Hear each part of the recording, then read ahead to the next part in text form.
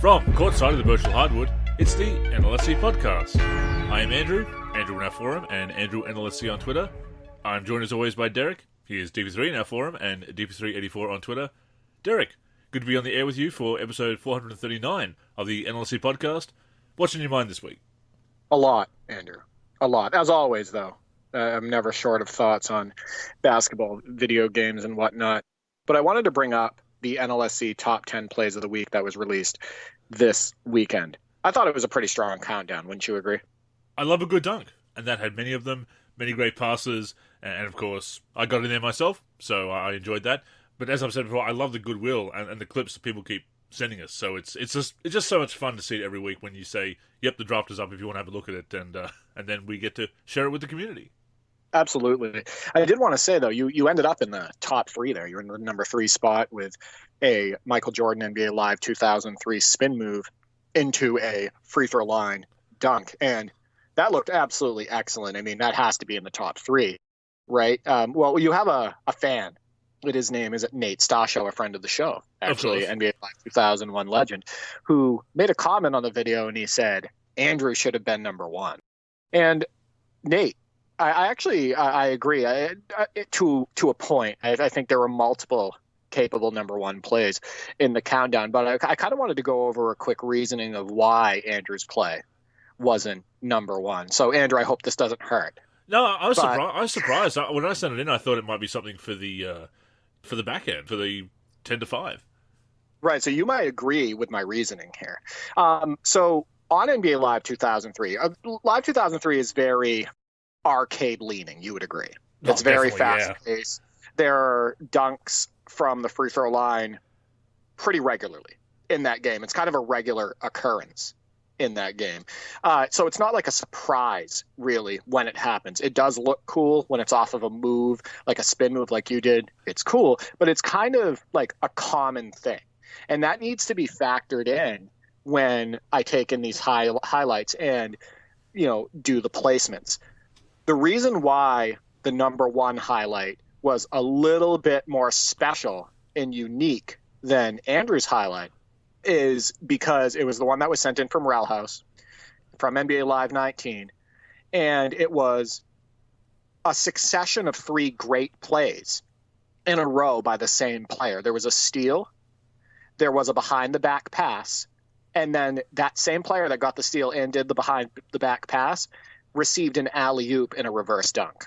Now, that is a very rare sequence for a same player to be able to do all of that in succession. So that was more unique. It was a defense to offense play, and it was pretty special. So, and the reason why number 2 was also higher was which this was the Live King highlight from NBA Live 19.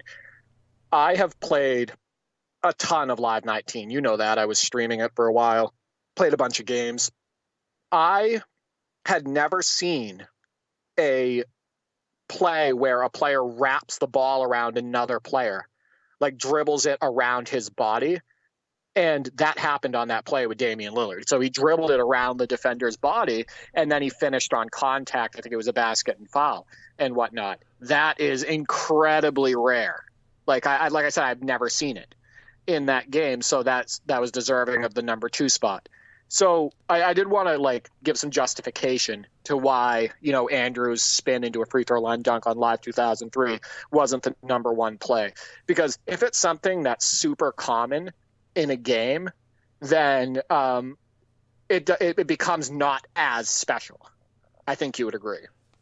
Oh, for sure. And I certainly appreciate Nate's support on that matter, but no, I wasn't bothered by that, and I definitely agree with the reasoning. It takes me back to NBA Action, of course, back in the day, and the courtside countdown in NBA Action, where sometimes you'd see a play that's just a little bit more involved, just a little bit more to it, a little bit more unique. So I love that being the yardstick for placing clips in the top 10. It's obviously, you get these great clips every week. You got to be tough sometimes. So no, I wasn't bothered at all, but I do appreciate the support. It is funny though. I sent you that clip and a couple of others from NBA Live 2000. And when I'm playing something that I'm not really into at the time, like 2K14 obviously being my current kick, you always ask the question, getting getting screenshots for an article, which absolutely was in both those games. I wanted a screenshot of a free throw line dunk in game from NBA Live 2003, and also a couple of screenshots from NBA Live 2000.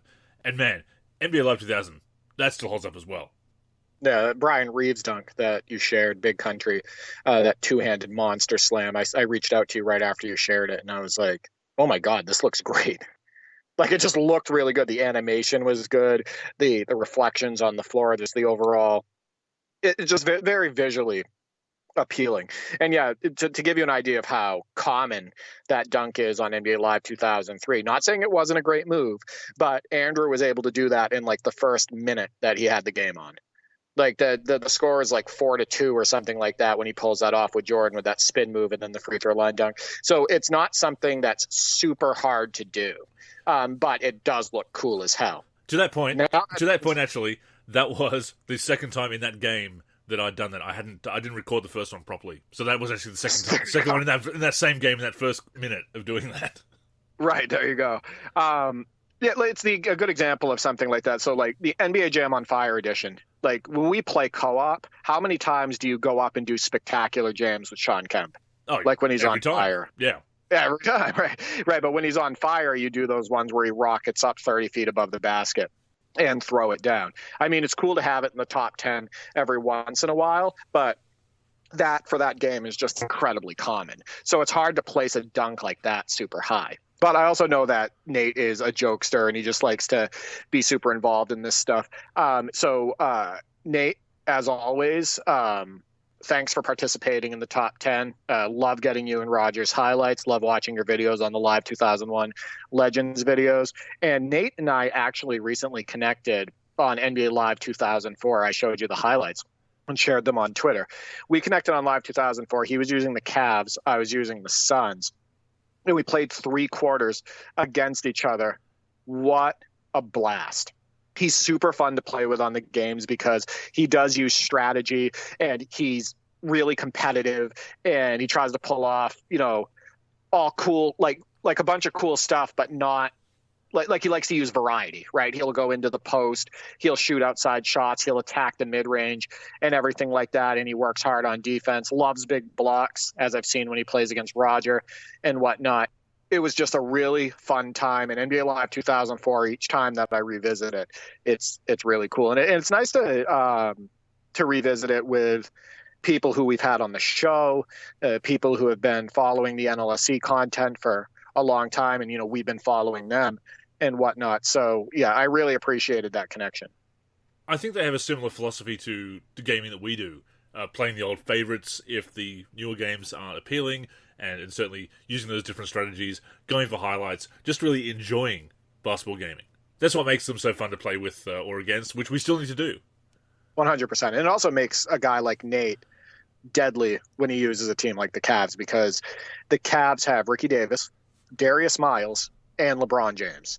And so all of those guys are high-flying, catching oops, throwing oops to each other, getting out on the break, dunking in traffic, all of that stuff. So that is such a fun team to use in games like NBA Live 2004. And of course, he has Big Z on that team too, who you can sometimes use like Shaq, where he was like drop stepping on me or just throwing it down on me and knocking me over and whatnot. That Suns team, by the way, is very good. I think they're the same overall rated. They're both 77 overall, the Cavs and the Suns. But I had Penny, Stephon Marbury, Amari Stoudemire, Sean Marion. Like, they have a lot of fun pieces as well. So the game that we played was really fast-paced, back and forth, get out on the fast break, throw alley-oops. Just a lot of fun. And you and I also connected on Live 2003, which we have done before, but it's been a while. Yeah, I think that was the most enjoyable experience I've had on that game with you. Yeah, I think easily. It's always fun. Like, it's always fun when we connect and play these games, and I've never had a bad session ever when we played. But Live 2003, when we revisited it this time, we were using the East All-Stars co-op versus the West All-Stars. And of course, that East All-Star team is incredibly fun with Jason Kidd and Allen Iverson and Michael Jordan and Tracy McGrady and Alonzo Mourning and whatnot. And that West team is such a formidable foe. Like, they're so good. I was talking to you about it in the chat with, Kobe Bryant and Duncan and Steve Francis and whatnot, and Kevin Garnett, and they're just absolutely loaded. And I thought that we played very well together. Michael Jordan ended up being the player of the game, which is fitting because we both love some MJ. Tracy McGrady had some ridiculous dunks in that game. I thought it flowed really well offensively and defensively, and that computer is definitely quite the challenge. Well, it's also tough because that Western team had a lot of size compared to the East. The West was very big at that time, and the East not so much. Right. I think actually in the default roster, they have Jason Kidd for the East starting at point guard and Iverson at the shooting guard. They do, yeah. So that gives you kind of an idea, right, of the size difference. And they have Antoine Walker starting on the East, and actually Tracy McGrady's on the bench. So is Sharif Abdurrahim and whatnot. But I thought it was really interesting in the default roster because what happens is, if you remember correctly, in the real 2003 NBA All-Star game, they wore traditional All-Star game jerseys. Like, they were just like regular All-Star game jerseys. They brought it back, yeah. Yeah. But in the 2002 All-Star game, they wore their team uniforms, which I always thought was the best touch. How cool did that look?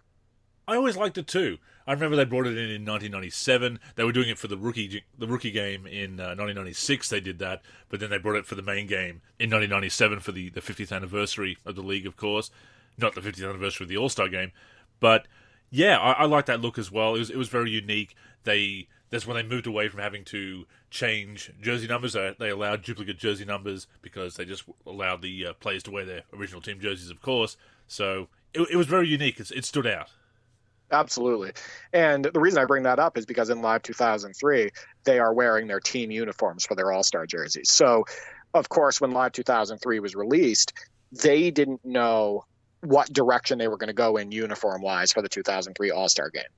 And they knew the game was going to be in Atlanta, but they didn't know what the court would look like. So it's a very unique experience playing the All-Star game in NBA Live 2003 because they're wearing their team uniforms and the court isn't accurate at all in comparison to what it was that year. So it's kind of like a special, unique experience to play that. And those are some of the things you only see in video games. I have a false memory of NBA Live games from the late 90s having the accurate court, and a couple of them did. Live 95 and 96 PC did because they came out late enough that they knew the design, or they're able to update it kind of for that weekend. And they did in those two games. 95 PC coming out halfway through the season after the All-Star break, I believe, from memory. But in later games, they actually do have last year's court from 97 PC, 98 PC, and this is a false memory I'd had. However, NBA in the Zone 99 does have a 1999 All-Star Weekend court in Philadelphia using their logo. May not have been what they actually would have played with, but certainly had been updated with the logo that had been revealed. And it was a similar thing they did with Live 2003. So it's cool that you see these things only in video games. 100%. I also wanted to bring up something. So Andrew was not a huge fan of NBA Live 2003 when it came out. It wasn't really the direction that he wanted the company to go in. Mostly based on the game not being sim enough, really, as far as like pace goes, gameplay wise and everything. But you've warmed up to it, over the years, and you had a blast today when you and I connected. So I figured I'd bring that up and, ask, what changed your mind? Well, with Live 2003, as you said, it wasn't what I wanted at the time. I was really getting into that sim headspace, if you will. I wanted it to be much more realistic. 2004, I think, was a much better sim game overall. The addition of sliders also helped because you can tailor the gameplay the way you want it to. I did play a lot of Live 2003, and even getting into a franchise with the Minnesota Timberwolves, but I did lose my passion for it because I did get sick of it. It wasn't what I wanted. But you're right, I have changed my mind on it, or at least I can have more fun with it now. And while I don't think it was the right direction, I haven't changed my mind about that. It wasn't the right direction for the series, and they did correct course in 2004. But I can go back and play it now because there have been games that have come out since that have scratched that itch as far as being the more realistic sim style. So I've been able to get that experience from both Live and 2K in subsequent years. So 2003 is now a game that I can enjoy for what it was. And that's the great thing about retro gaming, is that you can put aside those expectations and the disappointment of, oh, this isn't what I was expecting of the new game, and just enjoy a game for what it was, enjoy the strong points. Obviously, big deal bringing in freestyle control, 20 years of right-stick dribbling, as I said in Way Back Wednesday. There are a lot of things that I like about Live 2003, or certainly I can appreciate them for what they are. But yes, going back and looking at it in a different light, just having fun with it, no more expectations of this is the game that I want, or this is the game that I was expecting. That's why I enjoy 2003 for what it is. But yes, I stand by it not being the right direction, but I can have fun with it all the same. Yeah, so there's certain games that I've loved all the way through.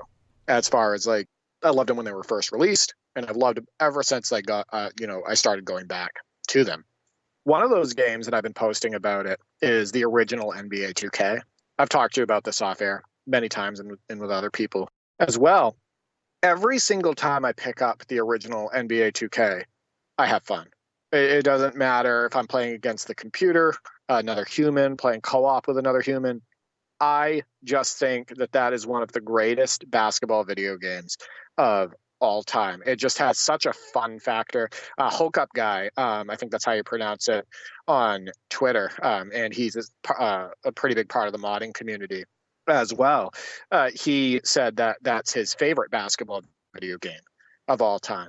And I see why. The game just is fast, free-flowing, fun, has so many good animations, has really good two-way play, being able to play defense and the fun offensive aspects of it. In the presentation, just everything, every time I put on that game, it's great. Oh, for sure. There are definitely games that I've loved throughout the years and haven't had to look back and change my mind about. Live 2000 for me is still one of those. NBA Hang Time, NBA Jam Tournament Edition. I've just loved them from the very start and continue to enjoy them, go back to them throughout the years and still have a blast with them. We were still seeing some mods for Live 2000 PC coming through as of, I'd say, 2015, 2016. So that scene lasted, only a couple of people doing it, obviously, a couple of dedicated people, but there were people still updating that game almost 15, 16 years later. Well, I like the fact that we're keeping it alive still with connecting on Parsec or with my local games and whatnot, and we're sharing videos to the NLSC channel because I think these games do need to be kept alive. I really loved NBA Live 2000, and I've been playing it a lot lately, as you know, with my brother, and that's another game that doesn't really get old when I revisit it. So I just think the NBA 2K, the original game, is incredibly special because that's how they kind of came out of the gate, right? That's the first official NBA 2K, and they came out so strong. It just blows me away every single time I put it on. I'm going to go back to NBA Live 2003 for a second for our session and state what my favorite play of the game was, and then I'm going to ask you. My favorite play of the game is finally in the last minute of the game we got Jordan to dunk. Yeah. Got Jordan out on the fast break. He had been doing layups all game, and he rips down a one-handed jam. And I thought that was necessary. It was needed, and it looked very realistic. So what was your favorite play of the game? No, I was going to say the same thing. And we didn't discuss this before we started recording, so this is just our synchronicity at work. But I love that because the default dunk package for Wizards Jordan, the active Michael Jordan in Live 2003, that dunk package can do that one-handed dunk that we saw, and it can do one two-handed dunk, one driving two-handed dunk. So that's basically all it can do. I think there might be the third one, but it doesn't. There's not many in that package, and it usually defaults to layups more often, even if they've got a fairly high dunk rating, high enough to dunk more often than he was. And I wanted to trigger a dunk so badly in that game. I wanted to at least get one MJ dunk in that game, so we'd have it for the highlights. To get it in the final minute like that, it just put an exclamation point on the game, because we were winning by double digits at that point. We were going to win. We'd already had a lot of great highlights with Tracy McGrady, some near free throw line dunks and whatnot. MJ had some nice Jordan-esque layups, of course. But yeah, to get that dunk in that in the final minute there, that was special. That just put a stamp on the game. You know what's funny? There's multiple games that came out around the time that had Wizards Jordan dunking like his primed self. Yeah, 2002 did. Yeah. 2002. I want to say that NBA 2K, what was it? 2K3, maybe? I think it might have been 2K3, where Jordan is just like flying to the rim, like his young self. So it's surprising that in one of NBA Live's, in the NBA Live series, one of the most arcade games they've ever made. Yeah, they decide they decide to make Jordan barely realistic. Yeah, be able to throw it down. Right, exactly. Before we go on, a reminder that the NLSC podcast comes out every week on the NLSC, NBA-live.com, as well as our YouTube channel. We're also on Spotify, Apple Podcasts, and other podcast apps. If you're listening on any of those apps, we'd greatly appreciate a review. To keep up with the show and everything we're doing with basketball gaming in general, connect with us on social media. On Twitter and Facebook, we are the NLSC. We also have an Instagram, NLSC Basketball, and on YouTube, we're youtube.com/NBA Live Series Center. Once again, visit us at NBA-live.com, where in addition to the podcast, you'll also find all of our original content, as well as our forum and modding community.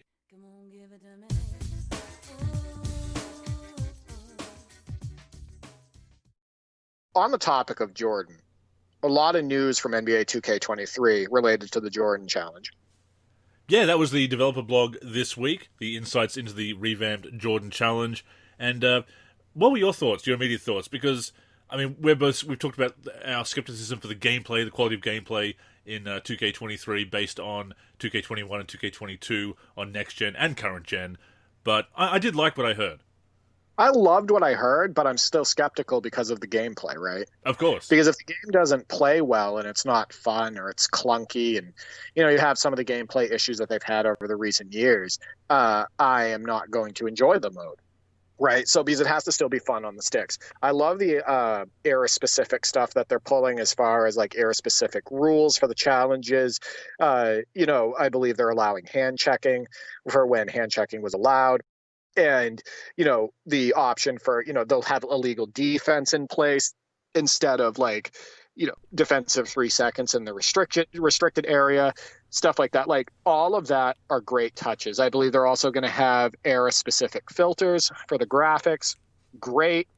Somebody else brought up that they hope that it's something that you could use in like my league or that will be implemented in my team or, my NBA if we're talking about, next gen and whatnot. I don't know if that's going to be something that they do. I think it's probably going to be just something strictly for the Jordan challenges. I also like the new challenges they implemented. I was hoping for a Wizards Jordan challenge, like I mentioned on a prior episode, his 40 at 40, his 50 points and whatnot. Like I was hoping that was going to be part of it, but it's not. But yeah, I know you're going to go over them in a second as far as like what they're implementing based on the blog, but I do like all the sounds of what they're implementing for this mode. I just hope the gameplay holds up and I hope it's good. Exactly. And I said to you after we both read through the blog, I messaged you and said, I hope the gameplay is good enough to at least enjoy the challenge. So I can at least play through the challenge, if not playing 2K23 all year, but I can at least get something out of playing that mode. Yeah.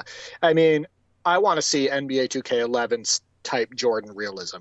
Yeah. With his animations and feel and everything, because I don't think Jordan has felt better in any game ever than he did in 2K11. Oh, they went all out. They went all out. Yeah. They had all of his animations on point, his layup package, his little fadeaway, the pump fake with the ball and whatnot. I missed that. To fake out his defender before he did a move. All of his signature dunks. The foot planning in NBA 2K11 is elite. It's top notch, so it feels good when you're making your moves.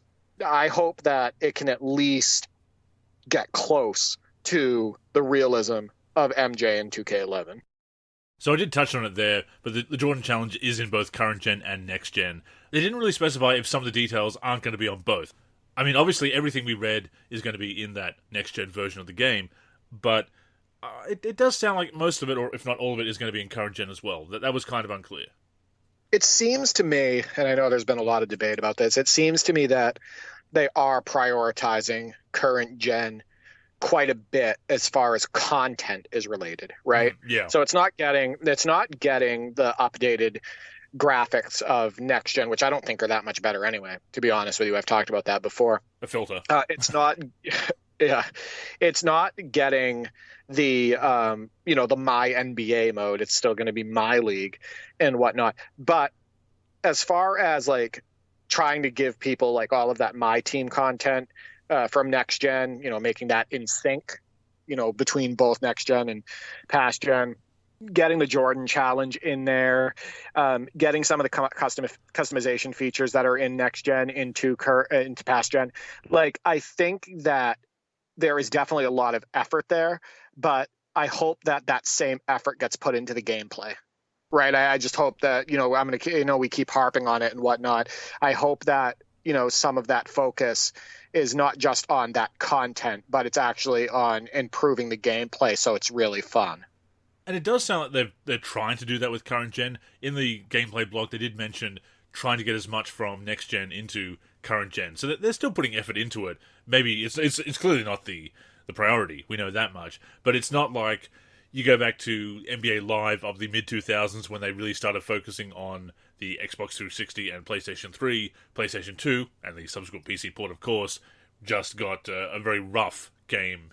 There was no longer the focus. It was outsourced to another studio. I forget which studio. Oh, HB Studios, of course, which now 2K, I believe, works with, if not owns. So that's coincidental there. But yeah, it does sound like they're trying to at least put a little bit of effort into the current gen and make it worth buying, which probably speaks to how a lot of people still are trying to get onto next gen, not being able to get their hands on the consoles. So it's a very unique situation there, I suppose, compared to previous generations. Also, we're at a point where the previous generation is still quite powerful in its own right. As you said, the whether it's an improvement in graphics is questionable. For some people, it really just feels more like an updated filter, which people have actually reproduced on the PC. Yeah, I've seen several mods that make the PC version, lighting-wise, look pretty damn close. Yeah. To what's on next gen. And when you add that lighting, it makes the players look like they're from next gen, right? Because now that lighting is on the players. So it makes them look very similar when they're at the line, from the broadcast camera angle or the 2K camera angle and whatnot. Just some amazing work done by modders out there. So yeah, as you can tell, the body models are basically the same from the PC version and the next gen version. So it looks like the player models are the same. Even the faces are often the same between both gens and whatnot. So yeah, I mean, I'm not about the graphics. Like, I think the graphics are perfectly fine on the PC version. It really just comes down to the gameplay and having fun. Because if I'm having fun with a game, I will spend thousands of hours on it. And I mean, there is that expectation for graphics to consistently get better. Certainly the games that we grew up with tended to get better every year. There is an exception. We've just been talking about Live 2003. I felt that Live 2004 took a step backwards in the quality of the faces and some of the graphics overall, kind of that byproduct of bringing in that new engine for Live 2004. But to your point, it did benefit the gameplay. 2004 is a much better game than 2003, but 2003 does look a little bit better. They did correct course in 2005. They got it looking even better once again, back on track of improving it graphically.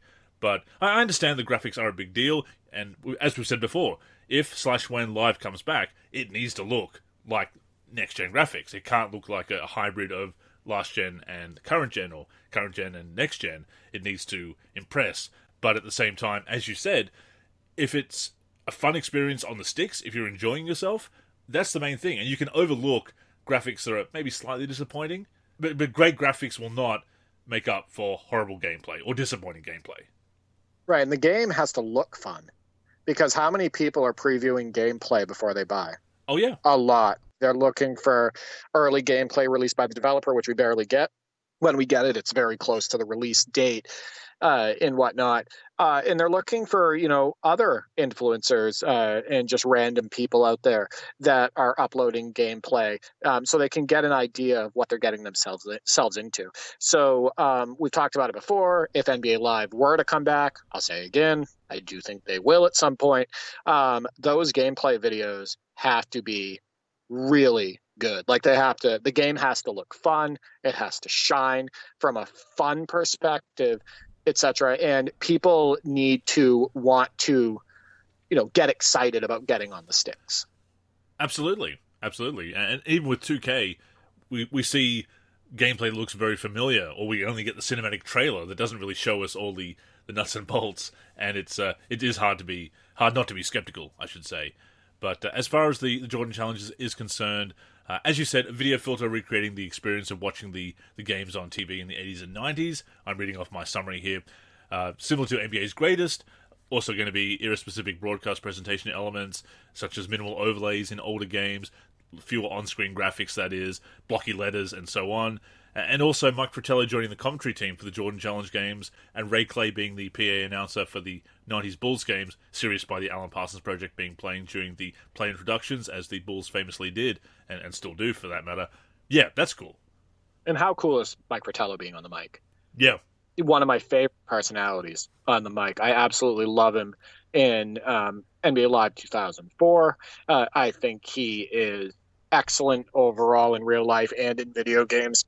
He was somebody that, actually broke down the action, which you rarely see today. He tried to educate the audience about the game and what was going on. And he was so knowledgeable about, all the players and teams and whatnot. So that's incredibly welcoming. The other piece that I thought was cool is that they're doing a lot of cut scenes, for the Jordan challenges, where they're interviewing players like Patrick Ewing and, people like Ahmad Rashad are getting interviewed. And I think it's really cool that they're going to do this, kind of theatrical presentation around it. They're going to put a lot of effort into, or they did put a lot of effort into making it a, almost like a movie-like experience and, or a documentary type experience. They're calling it narrative. Yeah. They brought up the word narrative, and like you say, documentary may be an even better way of putting it. That they're putting these interviews in there, these highlight clips, this explanation, the context of the games, interviews with the key figures, Patrick Ewing, Dennis Rodman, Kareem for the 1988 All-Star Game.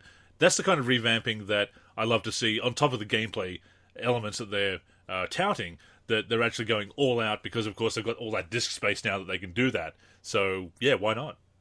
I also want to point out that for basketball historians, people who love the history of the game, who continue to want to learn more about the history of the game, this gives us an opportunity to see interviews we've never seen before with these players. And they're going to make comments about these games and Jordan himself and maybe how they performed in those games, etc. Like, this is really cool for people like us, because it's going to give us content that we've never seen before. So, I applaud 2K on that implementation. And, from what I'm hearing, it's going to be really good. And it sounds like they're bringing back the challenges, that win the challenges, I should say. They're bringing back the goals to hit. Back in the original Jordan Challenge, of course, that was reaching various statistical goals. I imagine that will be very similar. But they do mention that each challenge has 3 goals to reach. Reaching a goal earns a star, and earning more stars eventually unlocks rewards in My Career and My Team. And now, how many times have we talked about needing to have this retro challenge mode back, and how we said you need to have something to appeal to everyone, to get them to play it. Maybe some of the younger gamers to check it out and want to check out the history and learn something along the way. But there's actually a tangible reason beyond simply enjoying history, which appeals to us. Maybe not necessarily all 2K gamers, but you can earn rewards for My Career and My Team. So there's that added incentive to play through the whole challenge and to unlock all of those goals. We have talked about it many times, actually, on this podcast, that if we were to implement a mode like this, we would have that intangible as part of it, right? Yeah. Where they can, earn VC or whatnot, or unlock My Team rewards, etc. Like, it's a smart move. I think it's going to get more people to play the mode. I think it's going to be more rewarding when they actually finish the mode. Yeah, that's good stuff. And as you touched upon, gameplay has been tuned to reflect the style of the NBA in the 80s and 90s, heavier focus on the mid-range and post-game in the AI there, era-specific playbooks, different transition logic for the 80s, tighter lanes and whatnot, and sliders being tuned for historical accuracy. They've also mentioned matchup logic being rewritten so that MJ will be going head-to-head with opponents like Neek, even if they're kind of out of position to do so, and also talking about the switching logic there as well in the full blog. Physicality of the era being represented with hand-checking, as you said, era-specific rules, illegal defense instead of the defensive 3 seconds. Love those touches. Would love to have them for my NBA as well, in my league, but that does seem like a long shot. Signature animations for several historical players have been updated. Also, the example is, as per previous blogs, Magic Johnson having a signature passing package.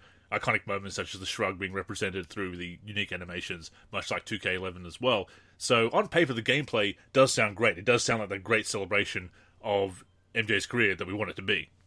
Yeah, I think the bonus of them bringing the Jordan Challenge back is part of it. You mentioned there where they were updating some of the signatures for the classic players, is that it kind of forces them to enhance the retro experience in the default rosters as far as like the classic teams and all-tie teams, right?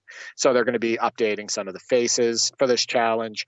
They're going to be updating some of the signatures. They're probably going to make them, spend more time on making them accurate tendency ratings wise, etc. So I think that the bonus for people who love that retro content is they are probably going to get a more complete classic team and all-time teams roster as part of the default roster. Which would be very welcome, because how long have you been talking about that and bringing up just a fraction of the issues? You made that video, was it last year or the year before, where you were talking about that? And of course, the long Twitter thread, you pointed out what was maybe amounts to about 1% of the issues with retro players and teams in 2K. After over 50 hours. Yeah. After over 50 hours of working on it, it's like 1% maybe. I don't think they're going to fix all of them. I think there's still going to be some copy and paste stuff, rush jobs, a bunch of inaccuracies. Like, I am expecting that, but I think that what we are going to get is some updated signatures, some updated tendencies and ratings for certain players, especially that are part of the Jordan Challenge. And I think that we're going to get some updated faces. And I think that some of the faces are in sore need because there's still some faces that are in there that are either really off accuracy wise, or they're from like the PS3 gen, right? They've just been carried over from the PS3 gen and whatnot. So, I think it all sounds good. I think that they're marketing it very well at the moment, outside of us not being able to see much gameplay. They're really hyping it up, touting it up. People are talking about it like us and everything. But yeah, fingers crossed, it's fun.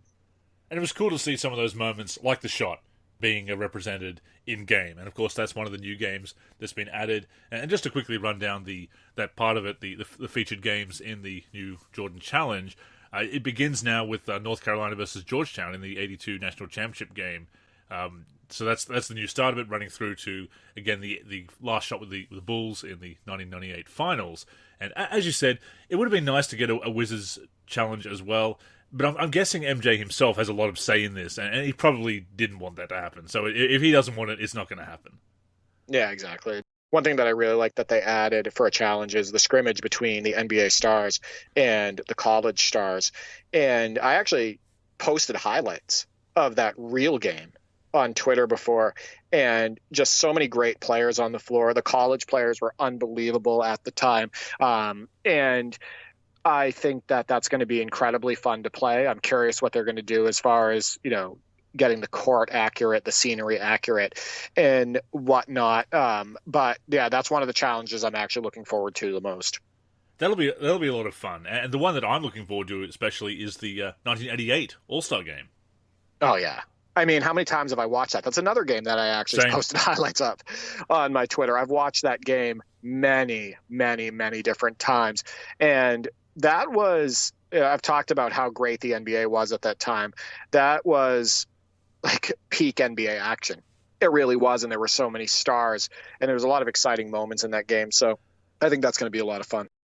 Obviously, I love that game because it's so MJ focused, so MJ heavy, with him being the MVP and scoring 40 points, and a lot of highlights in that game. A great, as I've said, I think we talked about it on a previous show actually after you posted it. He kind of duels with Dominic Wilkins as teammates, so trying to score the most points. Of course, they went head to head in the dunk contest the night before. But such a great mix of established stars and rising stars in that game. It's one of those real landmark All-Star games that is so fun to go back and watch. So that'll be a lot of fun to play as well. It is one of the 5 new challenges. The 82 championship game, college championship game that is, the Team USA scrimmage in 1984, the All-Star game in 1988, the shot game, the Game 5 of the first round in 1989 against the Cavs. Then they've also added the 97 matchup, Kobe versus MJ, Bulls versus Lakers in 1997. Those are the 5 new games. They bring back the 10 challenges from the original Jordan Challenge, with the exception of scaling back the 1991 NBA Finals from the whole series in the original game to just Game 5. And I think that's okay. Yeah, that makes sense. As long as you get a taste of it, right? Yeah.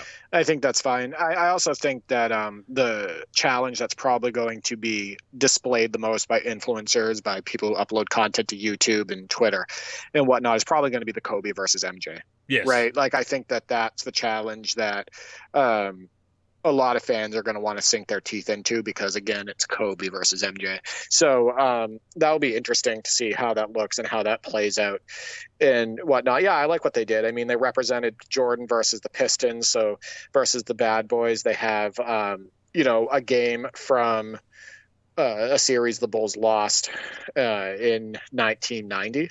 That series went 7 games, and the Pistons went on to advance. Then they have that one game from the Lakers versus Bulls finals. Like, I see what they're trying to do. They're trying to give you a taste of everything in his, every big series or moment in his career, and it looks like they may have gotten the job done. I mean, when you try to come up with just 15 games that define Michael Jordan and represent his legendary career, that's tough. I mean, that's tough for all of the greats, but certainly we can name so many off the top of our heads. Probably you can make that 20, 30, 40, 50 games, but you really have to give that overview, that selection. You kind of can't put all of them in the game. There's a finite amount of disk space and whatnot, and certainly design time to make sure that they're all working properly. But I think those 15, those 10 that they brought back were ideal at the time. I mean, the only ones that are missing are things like the Dream Team or the 93 Suns, which comes down to getting Charles Barkley in the game, of course, or the Pacers matchups with Reggie Miller. But apart from that, as far as what they can license and who they can license, it does sound like they've done a great job with this revamped Jordan Challenge. A lot of good stuff on paper. Yeah, I hope if nothing else, I can play through this and enjoy it in 2K23, as I said. Yeah, I knew that Barkley and Miller weren't going to say yes all of a sudden. Yeah. Right. Like, I had a feeling that they were going to stand their ground, and Barkley's very adamant about them, if he's going to be in the game, that they donate some money, and rightly so, to the Retired Players Association because of all of the uses of their likeness and all of that stuff that's already in the game and whatnot. I think Barkley thinks that 2K is unfair to the retired players, and I do see where he is coming from with that. Yeah, he's got a point. But I hope I can have fun with it too. Like, I'm going to dive headfirst into it. As you know, I'm going to be getting the PC version and the the Xbox Series X version, and I just want to have fun. So let's see what happens. And I'll definitely be uploading gameplay that I record off my Elgato. Definitely. And speaking of licensing players, did you notice on Twitter that Kenny Gattison, who of course is in the game as part of the Hornets and a veteran of the 80s and 90s, of course, he's now part of the effort to get players into 2K. I didn't know that. I did not see that. So how did he present it? So he's working with the Retired Players Association, and he's putting out tweets like, hey, let's get you into the game, and tagging people on Twitter and tagging people that might know, be able to get in touch with people who aren't on Twitter. I think he tagged Bonzi Wells and said, hey, can you put me in touch with Rasheed Wallace? So let's get Sheed into the game. So he's pushing to get these players into the game, and hopefully if they don't make it for launch, then they can come through on roster updates, or at least be in future games. But it sounds like he's trying to make that effort. But he might have his work cut out for him with Charles Barkley and Reggie Miller. That will come down to those monetary reasons, but it does sound like he's trying to get those other players into the game, including some role players as well as bigger names like Sheed. So that was really cool to see. What a random player to be bringing to try to spark a movement, to get players, more retro players in the game, because Kenny Gattison has been retired from the NBA for a very long time, mid-90s. But it makes you wonder if he's a gamer, right? Like makes me wonder if he actually plays these games. Yeah. And I mean, he's clearly working with he's clearly working with the Retired Players Association. So yeah, makes me want to look him up and do a little bit more research, see if he has kids maybe that play 2K or something like that as well. I don't know too much about Kenny Gattison, but I think that's pretty damn cool. It is, and hopefully they'll succeed, because some of those retro teams are definitely missing some big names and key names on the bench as well. So he's hoping that he can do some great work with them. Of course, when it comes to modding, we can put those players into the game ourselves, as well as do huge projects like the Ultimate Base Roster and UR Basketball and other multi-season mods. But there was a question posted in the forum in the 2K22 mod releases section asking why there isn't a similar project to UBR or URB in the newer games. So we thought we'd touch on that a bit. thousands upon thousands of hours. That's Yeah. the reason. And you got to have a passion for it in order to, continue on with a project like that after you start it. As you know, like on NBA 2K17, my Ultimate Classic Teams roster, which we ended up adding roughly 50 new Classic teams to the game. That's not a bunch of single season rosters. It's not like decades full of single season rosters like the URB and the UBR, etc. But that roster, we wanted to make accurate courts, accurate jerseys, accurate faces, ratings, all of that stuff, tendencies, signatures. That roster alone took us thousands upon thousands of hours, me and my brother. So that's one of the biggest reasons why it's such a huge time commitment if you want to do it right. Because you have to think about it. There's so many faces that are missing, so they have to be made. There's so many players that have to be added to the game where you have to do their signature jump shots. You got to do their ratings. You got to do their tendencies. You have to do their accessories. Then you got to get the team logos in there. You got to get the court, the jerseys. There's so many moving parts. And it usually can't be one or two people that make a huge roster project successful and push one to completion. It takes a team of people. And for the UBR and the URB, there were a bunch of modders that jumped on those projects and were doing all of the art and helping with the tendencies and whatnot. Like in the case of SCO, with the URB, Slim helped him with like the ratings and tendencies and formulas and all of that stuff. Like it can take a pretty large team and a pretty large dedicated team in order to make those projects completely fulfilled and successful. Spot on, across the board there. And to that point, you look back at the beginnings of the Ultimate Base roster, it started out as a much smaller project, basically updating the current season plus adding some retro teams, some missing retro teams, and teams people would love to see in the game, missing players to those existing retro teams in NBA 2K12. And the other thing is, they stuck with it. 2K13 came out, and they continue to update Ultimate Base roster for 2K12. These days, a lot of people, a lot of modders, and gamers and mod users move on to the new game when it comes out. You don't get as many people sticking with that older game and saying, oh no, I'm going to stick with this one for a year. People do, but it's not as common as it used to be. So if you're not sticking with it, you're not going to put all that time and effort into an older game that people aren't going to be playing anymore. It's like 2K11. Would it be awesome if we could resurrect the 2K11 modding scene and get a UBR or URB-like project going for 2K11? Absolutely. But it's a lot of time and effort to make that from scratch, essentially. We do have some assets there, but a lot of it from scratch, and keep the current rosters updated and make all those retro rosters, all those retro season rosters, and do that for a game that fewer people are playing and going to download the mod for. Yeah. So modders like myself, Peaceman Not, you, Sticky Fingers, Thundershack, SCO, Hawk, Slim, Lady Culture. Those are just a few in the community. Like they're pretty rare. Most people, they'll stick with past titles to play them and mod them, and guys like Stildo with 2K19, and try to enhance the experiences on these older games. But the large majority of people, I would say 99.999%, move on to the newest game when it comes to modding and playing the games. Yeah, it's hard to find a team that's going to stay dedicated to a modding project after the new release after that release is no longer new. My brother and I, with our Ultimate Classic Teams roster, actually released version 2, I want to say during 2K18's cycle. So it was for 2K17, but it was during 2K18 cycle. And then I think we released version 3 during 2K20 or 2K21's cycle. So we were still modding that game and enhancing that mod for 2K17 years after the original release. Exactly. And it's not just a case of having the tools and the know-how, because obviously that's the case, but it is that time and effort. It's wanting to stick with the game, stick with it year after year, keep putting in all the effort to make all of those rosters and all of the hours for each of those retro seasons. You need that cooperation.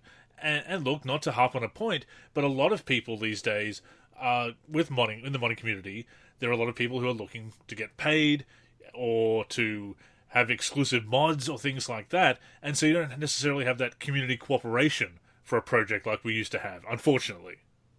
No, and I gotta make a point too. I think there's a lot of people who don't mod that don't understand the time commitment it takes to do certain things. Definitely. Like, so I got into making cyber faces, right? I made Smush Parker, Mark Blount, Walter McCarty. Some of these faces, now this is one cyber face for the newer 2Ks. Some of these faces can take 6 hours, 8 hours, sometimes a few days of touching it up and working on it in order to complete one face. Now, I want you to think about something like when you think about season, like URB, UBR type rosters, think about the time commitment it takes to even complete faces for one season of missing players if you want accurate faces in that roster. I mean, if it takes that long to do one face, you're looking at creating hundreds of faces for like 1 year or 2 years. And then over the course of an entire roster like that, which is covering, decades of seasons, you're looking at thousands of faces. So what you're looking at is actually thousands of mods, right? Absolutely. Just in cyber faces. So we're not even talking about the work that it takes to make jerseys, to make the accurate courts. So you have to, piece together the courts, get the right art on there and everything. That can take a long time as well. Ask Sticky Fingers, he makes courts. I don't think they understand the time commitment that it actually takes in order to have, to create a roster project like that. I remember some people, when I was starting to get burned out on the current roster updates for NBA Live on PC back in the day, and they would say, just make a couple of updates a year, or just make an opening season roster and then a mid-season roster and maybe a final season roster. And what they don't understand is that it doesn't actually reduce the workload. If anything, it can actually increase the workload by making only a couple of releases a year, putting out a couple of releases a year rather than several, because when you have several, and this is a mistake that I made trying to get packed too much into each update, you can do those smaller updates. Okay, this update's only going to have the first 20 draftees of the first round. Next version that's coming out next week or in a couple of weeks' time, that'll have all 60 draftees. It's still the off-season. We don't need to have complete rosters to go. You can just kind of have those off-season rosters that are always going to be in flux anyway. So, yeah, it's some people just don't understand the work that goes into it. It's definitely not just a case of clicking a few buttons and it spits out a mod. That'd be nice, but it also wouldn't really be modding. And another point that you raised there, not just the time that goes into the faces, but also the expectations. Because as the graphics have gotten better in games, we expect to see more accurate faces. Which is not to say that we didn't want to see accurate faces back in the day, but I think around about the early 2010s with those games, the graphics aren't as good as the generation that came after them. You can maybe get away with some faces that aren't as great here and there, especially on the deep bench. And even you can even use some generic faces as placeholders in the meantime. Because if you've got a retro roster that's got 95% of the faces done, and the last 5% are just mostly bench warmers, that's a roster that's ready to go. But I think a lot of people do expect to have that full release, 100% done. And I get it. I used to want to do that myself. But I think that also contributed to burnout, and it certainly contributes to projects being held back or even not coming out at all. So I think expectations of those modding projects as well also plays a role. It's but again, it comes down to time and effort. Right, and if you're tackling a project like that, you're going to also want to make things accurate. Yeah. Right, because if you're tackling a project like that, more than likely you have a passion for NBA history, so you don't want to just do a full DNA copy and paste for players. Definitely. Right? You want to make sure their ages are correct, their vitals, all of that stuff. You're going to want to make sure that it plays like that player. And I've talked about it before, just to, do the ratings and tendencies and signatures for one team, and not even counting watching video in order to get signatures right and whatnot. It would take hours upon hours upon hours when we were working on our NBA 2K17 roster, just to do the ratings, tendencies, and signatures for one team. And that doesn't include like all the art that we were talking about for that team. So it is just such a huge time commitment. And I think that a lot of the people in the modding community on the NLSC and whatnot are adults. So what do they have? They have jobs.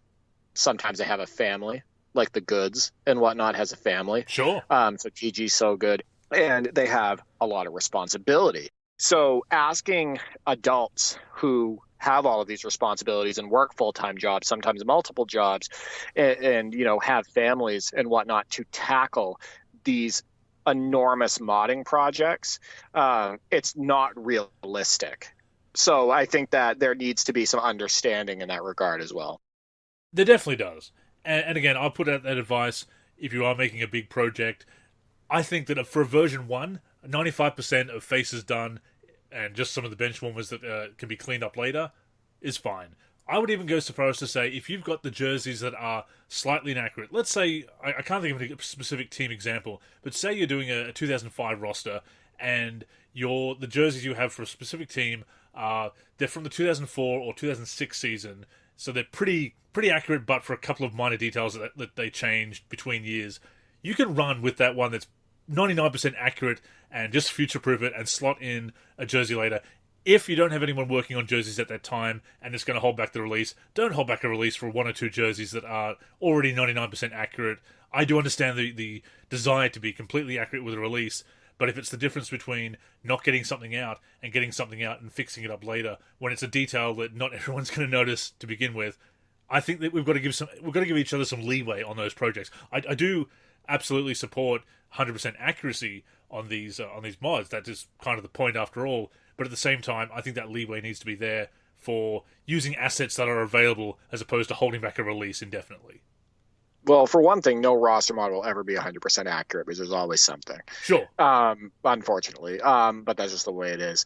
Number 2, another important piece of this is if you do release something, even if it's 60% done or 70% done, and you release a demo to people or like do a V1 release or something like that, the chances of somebody coming on to help with the project goes way up. Yes, exactly. Because now other modders see the work, they start using it, and they're like, hey, this is really cool. These teams are, not fully modded, like they're not fully complete and accurate, but they're really fun to put on the floor. And I like what this modder has done so far. I'd like in on helping out. Maybe they'll help out with jerseys. Maybe they'll help out with faces. Maybe they'll, you can share the roster with them and they'll work on ratings, tendencies, or signatures and whatnot. So I think it's really important to release something and preview something as early as possible in order to try to entice the community to come on and enjoy the project and then also help out. If there's something tangible, people, as you say, will jump on because people might jump on earlier and contribute their work at that point, but at the same time, if there's no chance or it seems very little chance that the project is ever going to see the light of day, then some people might hold back, well, I'm not going to put in all this effort to make these jerseys that'll never be released or that I'm going to have to release years later as a pack because the person didn't ever release the roster or something like that. So getting something tangible out there, like you say, a demo, a beta version, whatever, is so valuable in getting more support for the project, more interest. People can play something in the meantime. They get hyped for the full release. And yes, other modders can jump in with their contributions as well. But we did want to address that because it's understandable because those are such fantastic projects. But there is just so much time and effort and cooperation needed, so many other factors that it goes beyond simply having the tools and the know-how. Yeah, and the final point I want to make on that is when I started previewing my Ultimate Classic Teams roster for NBA 2K17, I started, showing some screenshots. I want to say I just showed a couple short videos of gameplay, and I was showing, kind of like talking about, the project and what I was going to be doing on it. And I'd created a thread in the 2K17 section. That's how Peaceman Knott came aboard to help out with the project. And that's how I had a couple other people come on board and, say, hey, we can help with courts or we can help with jerseys, etc. So just something as simple as announcing your project, explaining what you're trying to do with it, and explaining it properly, maybe showing some preview images and, talking about your ideas for it. Just something as simple as that can get people on board to help you out. And trust me, if you're taking on these big projects, you need help. You absolutely do. It'll be great to see, and hopefully we do see some more cooperation and goodwill in the modding community moving forward. That is something we'll always advocate for in our modding community. Before we get to this week's mailbag, we did have a question from KidCash202. Shout out to you as always. Our question for this week's show: is there any financial benefit for the NBA and/or ESPN to promote this idea that the past eras were trash, quote unquote? Usually, companies only do things and/or allow things to play out if they see a financial gain from doing so. In my opinion, if the NBA ever goes the Vince McMahon route and creates an NBA network, similar to the WWE network, wouldn't it kill any reason for people to want to see archive footage, since we keep being told that the olden days were terrible? Help me understand it. Derek? Yeah, I'm very passionate about this topic. Oh, yeah. I fight it constantly, and it's absolutely draining. It absolutely helps them out to trash the past product, because what does it do? It promotes the now product. It gets them on the now product. It gets them talking about the now product. It gets them debating about the now product versus the old product. It's basically perfect marketing for the now NBA, because what it is it makes these kids think that this is it. This is the bigger, faster, stronger NBA where everything is better, and these are the athletes they need to follow. They need to follow the Jokic, the Giannis, the Harden, the LeBron, and the Kyrie, because why would you want to, you can't compare them to the past NBA because they're just so much better. Like that's what they push. And like I said, it's great. It sells the league. It sells the athletes. It sells the influencers. It sells the players. So I think that's why the media does this push, and I think that's why influencers in general do this push. I think that it's a big reason why they constantly have to remind you all these blue check marks on Twitter, guys like JJ Redick and Kendrick Perkins and Draymond Green. It's why they're constantly bringing up how much better they are than the past NBA players, and why they're constantly trashing the past NBA players, and JJ Redick calling them plumbers and all of that stuff. It is excellent marketing for the now NBA and the now product.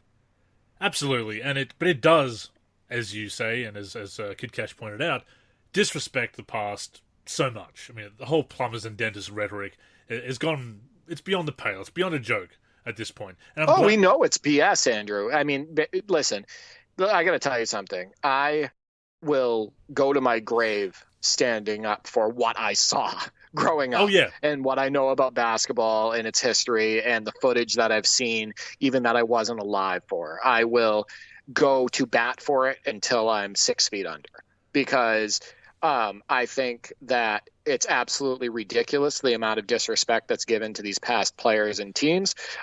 They and their families deserve better. And frankly, the BS that is pulled by the media and influencers is, in my opinion, mostly staged. To be honest with you, these ridiculous debate shows.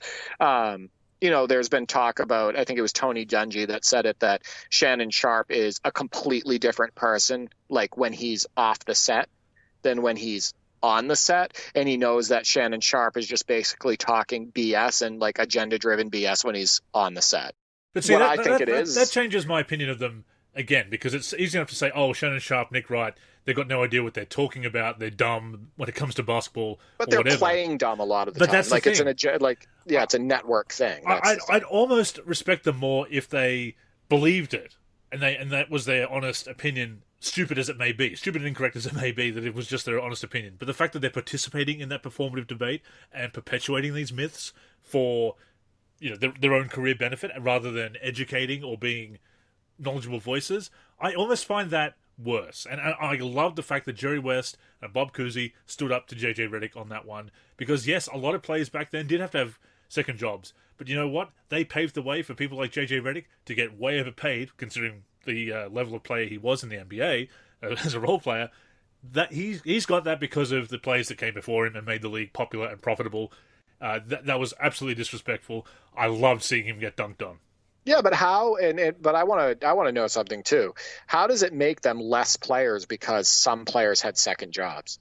Like, how does that make them not as good basketball players? Because the players today, they're not practicing as much. In fact, there were talk during the season where the Lakers wouldn't even practice for an entire week. And you know what? We have Fortnite players, we have streamers, we have guys living on video games and whatnot. So how are they being more productive in from a basketball standpoint than the players that, had to work every now and then to feed their families back then? Yeah. Right. I mean, so but you're bringing logic into it behind again. It's missing. I know. How dare I? There's a whole bunch of context missing on it. And I think, there was Nick Wright before the unbelievable kissing up and LeBron agenda driven stuff that he pulled. There were people that screenshotted some of his tweets, before all of that happened, before he sold out. And he was talking and he was pumping up Kevin Durant over LeBron James, right? Yeah. So what you see with that is you see that Nick Wright sold out, is doing what he needs to do to make money, and he's doing what the network is telling him to do. And that makes him even more of a weasel. Right. Oh yeah. So I respect him more as an idiot than a sellout. Funnily enough. Right. Exactly. Right. So this whole thing is ridiculous. It's marketing. It's distraction. It's for debate, and it's all a bunch of BS, and it's a damn shame because these players, like I said, they're them. And then if they're not alive, their families, and then if they are alive, their families, etc. All of them, they just deserve more respect. Yeah, and realistic conversations surrounding their careers and in basketball when they played. And my final point is, I would love, as I've said before, the NBA to do something like the WWE Network, where you do have that access to history and archive games that you could just watch on demand, just digitize the whole library, have all the old videotapes, all the VHS tapes and the DVDs from when physical media was a thing, have those available on the network, just as WWE does with their old documentaries that came out on VHS and DVD and Blu-ray, again, when physical media was a thing. So there is so much the NBA could do. I'd love to see Adam Silver spearhead that, but of course it is about the current agenda, which is unfortunate. But that being said, I would love to see that full NBA network. I'd subscribe, just as I subscribe to the WWE network, even if I don't watch a current pay-per-view or the current product. I will go back and watch old favourites from the Attitude Era. I'd do the same thing with the NBA. I'd go back even further and watch documentaries and full games from before I was born, because I love that. I love the history of basketball and the NBA. So it would be a fantastic thing to do. It's a shame with the current agenda. It doesn't seem like it's a priority, but I would absolutely love it, and that's something I would love to pay for. I would pay for that more than the current League Pass subscription, because you just get that little trickle of historical content that's drip fed at whatever they feel like putting up this week or this month. But yeah, have all that stuff on demand like WWE does. They were ahead of the curve on that one, so yeah, I think they should follow their lead. But time will tell. Last thing I'll say about this, you want to know when you know something is completely agenda driven and BS, and they're trying to convince the population, when they have to repeat it over and over and over and over and over and over and over again. And you see it with, commentary during games. You see it from so much of the media today, and then the blue check marks parroting it, etc. And the high influencer accounts. That's when you know something is BS. And the fact that they've been constantly doing that, and they've been doing it over the last few years, and it's a clear agenda, then that's the telltale sign. As Tywin Lannister said on Game of Thrones, any man who has to say "I am a king" is no king. Exactly. But thank you to Kid Cash for sending in that question. As you can tell, we're always very passionate about that particular topic in when it comes to basketball and the NBA. And of course, the Jordan Challenge will hopefully open a few people's eyes to just how amazing Michael Jordan and that era of basketball was. Certainly you and I will appreciate that and that look back, as we did with the 2K11, the original Jordan Challenge, NBA 2K11. But hopefully the younger generation will marvel at it as well and develop more of an appreciation as they maybe get a little bit more mature. But speaking of enjoying 2K23, that is the subject of this week's Mailbag prompt. So it is time to open up the mailbag. To the mailman, the pump fake. What an unbelievable dunk! So Derek, you put out the mailbag prompt, as you do every week, on the D for 3G account. What did you ask of our listeners this week? I asked, NBA 2K23 is right around the corner. What will you be doing first when you put on the game? For example, my brother and I usually go through the rosters first and look at any new players or face updates. And that's always fun. I mean, you and I went through the NBA Live 2000 and NBA Live 10 rosters years later. Just going through rosters and looking at the faces and who's got the best faces and what are the ratings and how up-to-date are the rosters and whatnot. That was always a big thing back in the day as well. Yeah, we're usually checking to see if there's any, any cyberface updates, any new cyberfaces that they put in the game, what they touched up as far as ratings, signatures, etc. So that's usually the first order of business. And then normally what we do is we put a couple classic teams on the floor and see how they play out of the box on the default settings and see how the game feels. And that's usually the second order of action for us. I've also taken to playing the first Play Now game, the first exhibition game, with either classic teams, the all-time teams, or possibly now they've got the all-decade teams back, the Decade All-Stars, usually 90s versus 80s. That's usually my first go-to these days, which speaks to my nostalgia, obviously. Well, the all-decade teams thing is huge nostalgia, right? Oh, absolutely. Like, that's the thing. When you put those on the floor, the first thing you think of like NBA Live 2000. Right. It was such a big deal. You think about games like that. It was a huge deal back then, and it's still a big deal today to put those teams on the floor. So first up, we have Sticky Fingers at Sticky Fingers FR on Twitter with this name Nostalgia, quote unquote. I'll take a look at all those retro bench players who have had the same 3D model, cyberface, and texture for almost 1 decade now. And you could certainly relate to that. You had a GIF reaction with the robots marching, and especially when it comes to the roster players, the John Smiths and the John Browns and everything else and all the other stand-in players on the retro teams, it does feel a bit robotic. Yeah. What he's talking about is a good point, and I brought it up earlier on the podcast. The faces that are in the game for classic players that were from the PS3 gen, the Xbox 360 gen, that's why he said for a decade, that they've been out there. Like, they're using the same texture from the PS3 era on a newer model for the new game. So those look messy a lot of times. They don't look accurate and whatnot. And then obviously the end of the bench, the whole, what was it? The 06-07 Warriors only had like 6 or 7 in the last 2K. Only had like 6 or 7 real players. And then the rest of their roster of 6 or 7 more players were all generic. That's why I posted the robots marching GIF, because that's what they just all look the same. They're all generic names.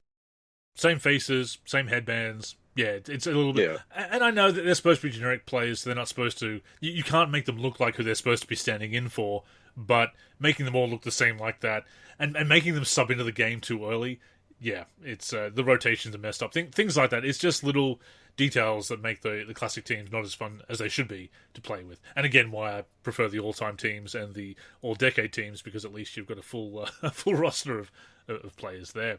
But Stephen, aka the Live King, Steve from the Dot on Twitter, right around the corner, you wouldn't know with this marketing.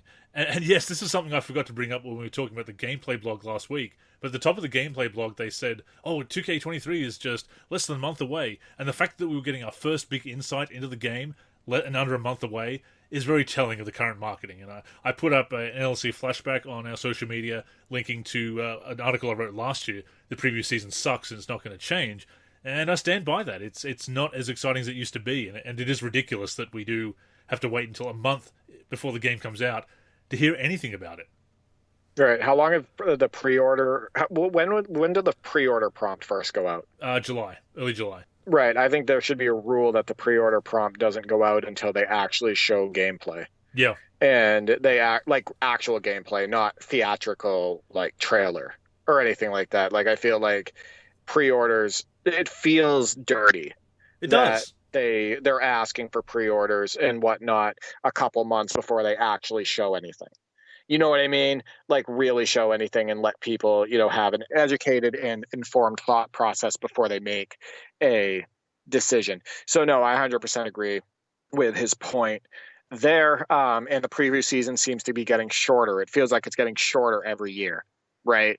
And it feels like they're waiting more and more to the last minute to give us gameplay, etc. So yeah, that's frustrating. The fact that in recent years we've had developer blogs come out after the game is released is also ridiculous.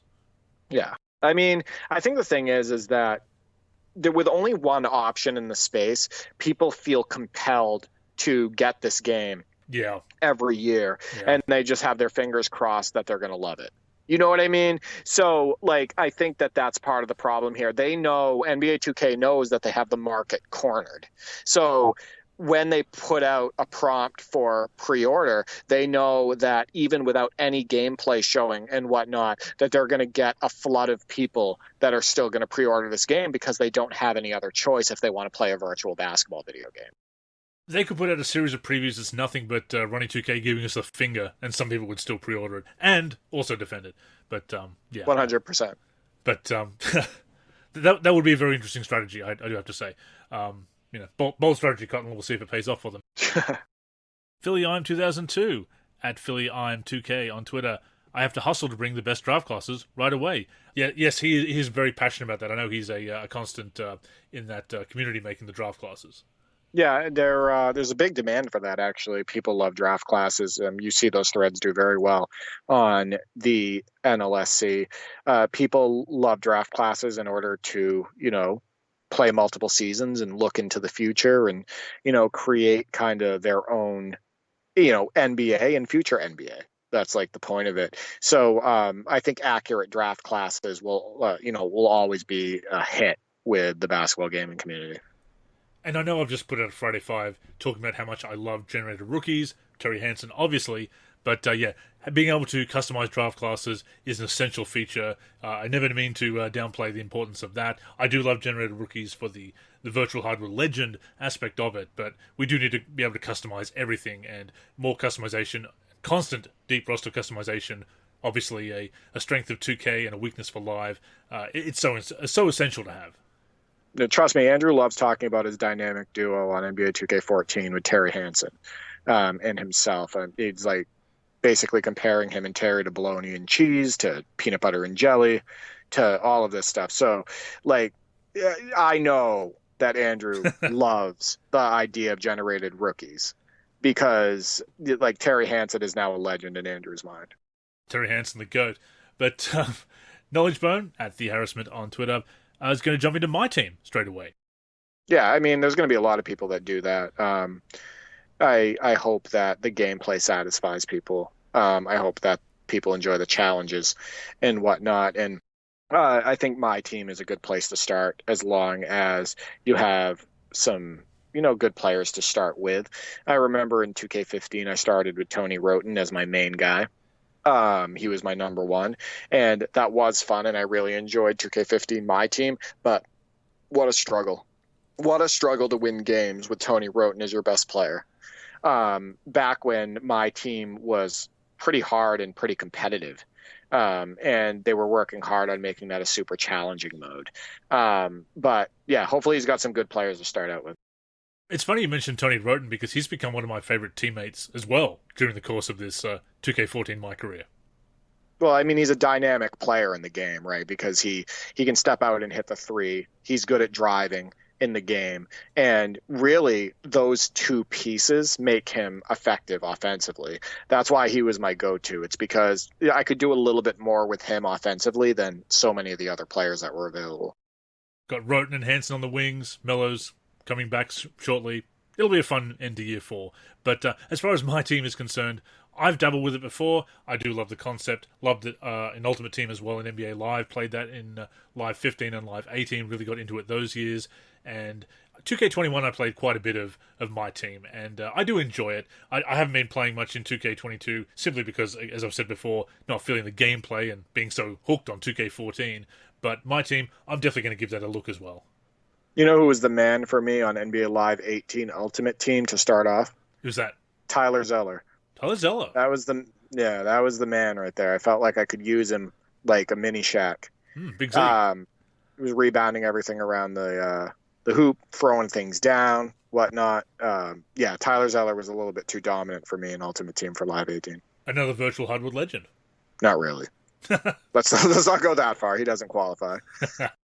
Teddy Bear the Gamer at 317 Teddy Bear on Twitter is going to be jumping right into the Jordan Challenge, which is what I'd like to do as well. And as I said earlier in the show, why I'm hoping that the 2K23's gameplay will at least be enjoyable enough for me to enjoy that retro mode, even if I leave the current NBA alone and stick with 2K14 probably, my career.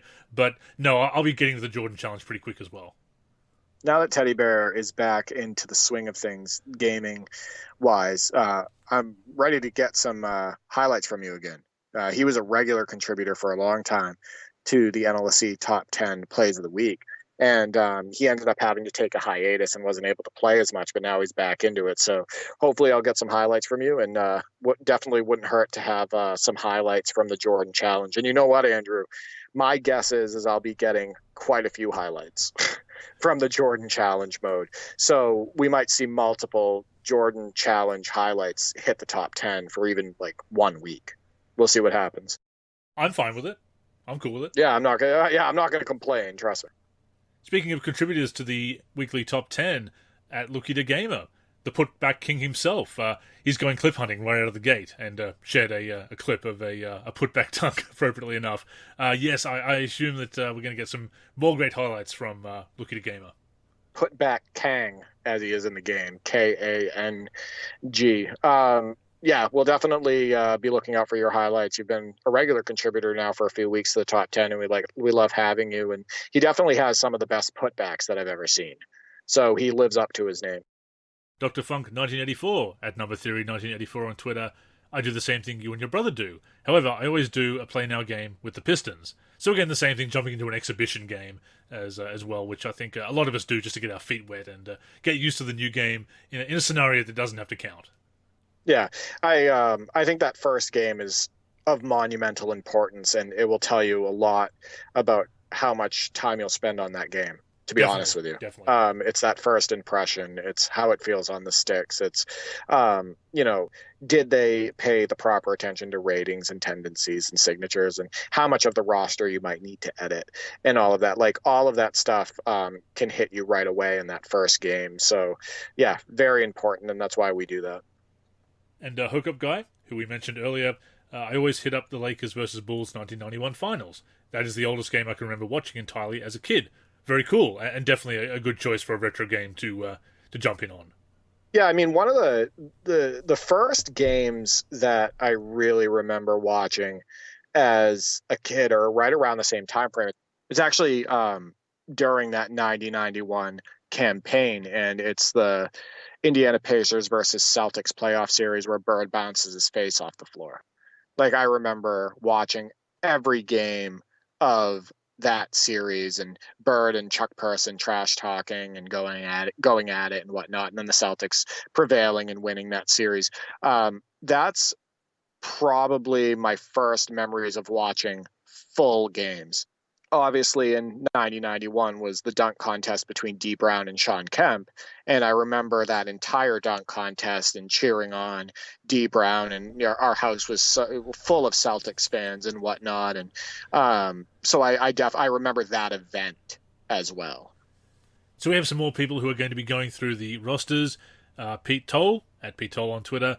I'll be going through all the classic all-time teams and historic draft classes, looking for players added and removed. I'll then work my way through all the current rosters, looking for face updates. At J-23 is going to be looking at tendencies and a deep dive, see what actually works. D-Zulu at Debo Khan, looking at rosters. And Shady Mike Gaming, at Shady Mike Gaming, says, so they said this is the biggest content refresh ever in terms of signature styles. I think I'm going to hop on stream with 2K22 and 2K23 side by side and go through all the new jump shots. Obviously, he's very much into customizing jump shots. And James says, check what playbooks are in the game, especially mid-90s and 2000s. So yeah, that's a big thing that we all do, going through the rosters, seeing which faces have been updated, seeing if they've fixed any ratings, seeing new players added or removed, because we have seen that as well. Players getting into the game because of their classic teams, and then the classic teams remain, but then they've been removed for because of the likeness rights expiring. So yeah, a lot of people love going through the rosters when they get the new game. D-Zulu, I know, for one, is going to be putting all of these retro teams and players and whatnot under a microscope, because he is constantly posting about, hey, this is inaccurate, this doesn't make any sense. Why is this guy jumping through the roof when he wasn't that type of player? Why is this player playing exactly like this other player, let's copy and paste all this stuff. Like, I know for a fact that that's the first thing that he's going to be doing. He'll be going through all the classic teams, the all-time teams, checking to see what's inaccurate, checking to see what's rushed, checking to see what's accurate, putting the teams and players on the floor, etc. So we need people like that in the community, right? Absolutely. We need people calling out, the issues and applauding the feats. So, like, we need the D Zulus in the community as well as the Pete Totals. And finally, at MushroomT95 on Twitter says, get this my team rolling, as well as my 6'11 center. So yeah, if you're into my team and my career, getting on that grind ASAP as soon as you get your hands on the game is kind of a necessity as well. Yeah, I know you used to be that guy. You used to be that guy. That used to be you. That used to be me, yeah. That is why I got burned out on that you can't take it at your own pace. But it's something that I've moved away from. I've got my career fixed with 2K14, so I think I'll be Jordan Challenge, my team, and my NBA this year, I would say, would be my modes of choice if I get hooked on 2K23. Yeah, and hell, if you don't get hooked on it and you don't really like the game, you and I have 30-plus years of video games to revisit. That's true. So, we've been connecting quite a bit on Parsec lately, and that's not going to stop anytime soon. But thank you for all of those responses. Always interesting to see what other people do when they get the game for the first time. And yeah, hopefully we will be pleased with the game. We'll have a game that we can enjoy for a year, on top of the other things in the collection, because I don't think you and I will stop going back to those old favorites, even if we are enjoying 2K23. And a couple more weeks of previous season to go, 2 or 3 more weeks of that. Hopefully more good news, and hopefully it does pan out. Yeah, I have my fingers crossed, and all the stuff with the Jordan Challenge sounds really good. Not thrilled with the gameplay blog. You already know that. We talked about that on the last show and whatnot.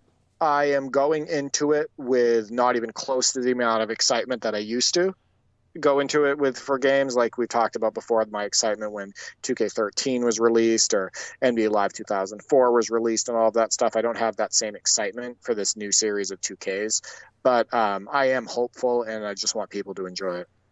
That is the main thing. We don't complain just for the sake of complaining or being contrarians or dumping on the games. We want to enjoy them. The fact that we are doing a podcast about basketball gaming each and every week and all the other content that we do, hope that will always come across that we do love basketball games, and when we do criticize, it's because we genuinely feel that, and we want these games to be great, and if there's something to call out, got to call it out, because unfortunately there are a lot of people who won't.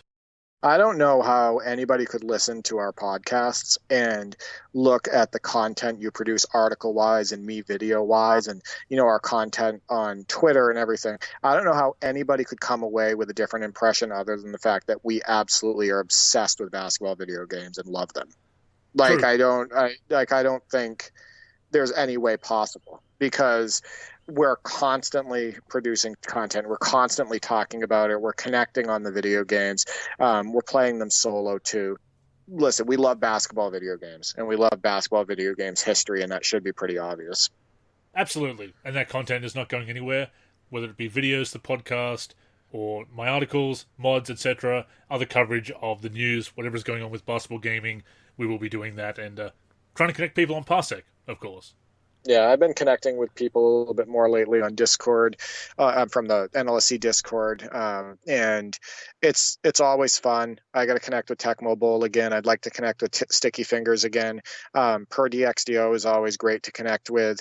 I had somebody reach out to me tonight asking me to get a game in on 2K17. So, I want to keep connecting with these people. And a quick shout out also to King J Mace, who had to stream tonight that was going for multiple hours, like many, many hours. And he was just connecting with people using Parsec on 2K22 and playing Blacktop and whatnot. And people were having a blast. I'm in the chat looking at like people talking and whatnot, and they're talking about the action. They're like, yo, am I up next? I want to connect. Can I play? And, he gives them instructions on how to install Parsec, and then they install it and they get right on the game. And now they're playing with him on the stream. That's what it's all about, right?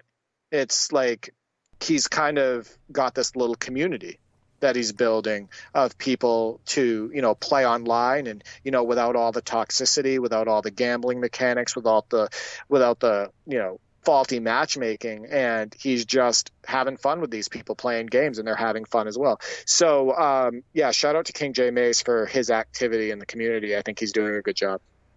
He absolutely is, and it's all about enjoying games, celebrating games, as well as critiquing and commenting on them. It's we're all about games here at the NLSC. 100%.